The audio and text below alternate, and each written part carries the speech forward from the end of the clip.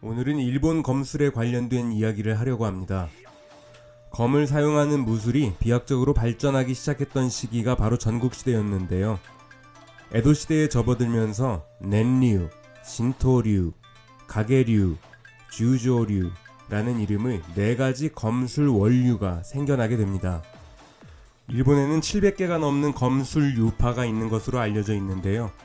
이들 검술 유파의 시작이 조금 전 설명드린 검술 중 하나를 원류로 해서 나타나게 된 것입니다.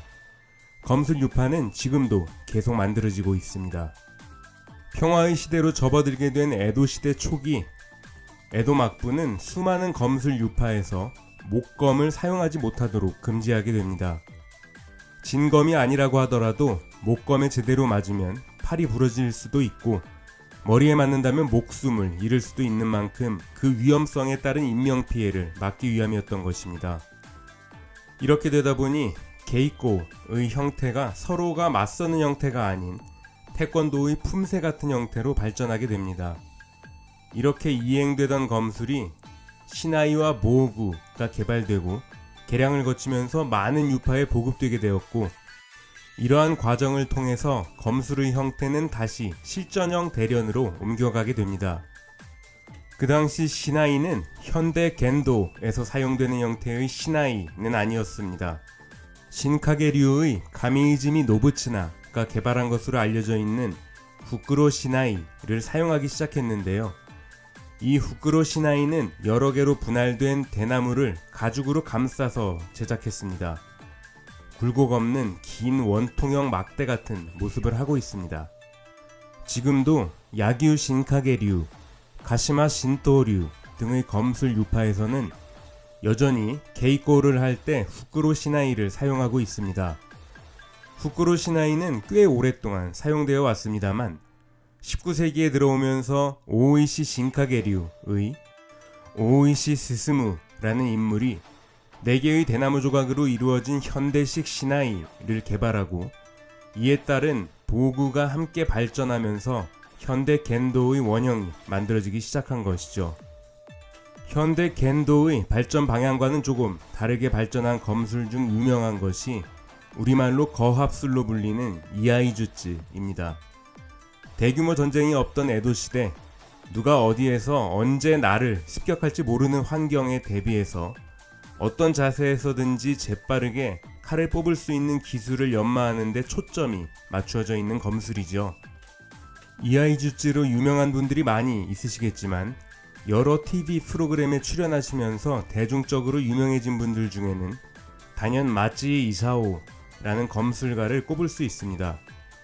헤이세이의 사무라이로 불리우는 이아이주츠의 달인이죠.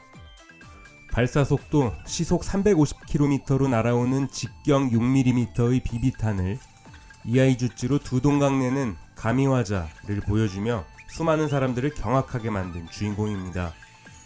칼을 칼집에 넣은 상태에서 발사와 동시에 칼을 뽑으며 비비탄을 베는 말 그대로 이아이주츠의 진수를 보여준 것이죠.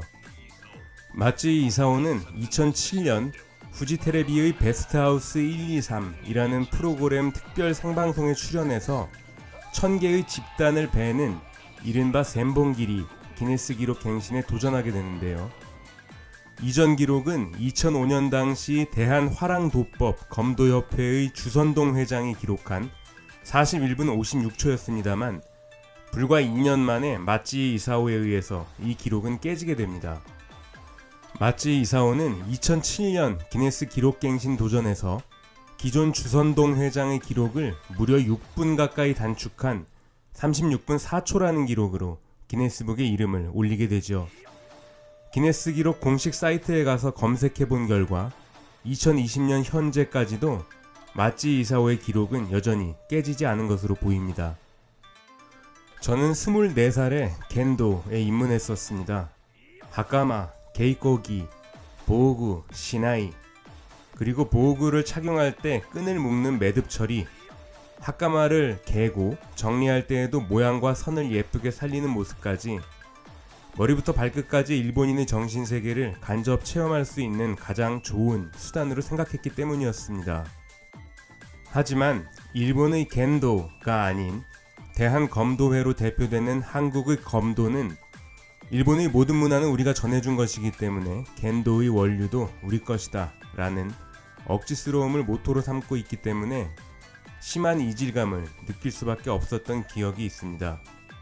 가장 일본스러운 무예라는 사실, 식민지 시대를 통해 소개되어 정착된 과정, 그리고 한국인 특유의 반일 감정 등의 부담감을 느끼는 부분이 있겠지만 단심사에 뜬금없는 조선 건법을 집어넣는 행위, 하까마에 벨크로를 부착하는 형태로 개조한 후 벨크로 하까마가 아닌 일본 전통 하까마를 착용한 경우 대회에서 실격 처리하는 어처구니 없는 정책, 그리고 무엇보다 KUMDO라는 이름으로 마치 우리의 무예인 것 같이 전 세계에 보급하고 있는 행동은 한국 검도인에 대한 비난에서 그치지 않고 한국인 전체에 대한 비난으로까지 확대된다는 점을 한국 검도인들은 직시해야만 합니다.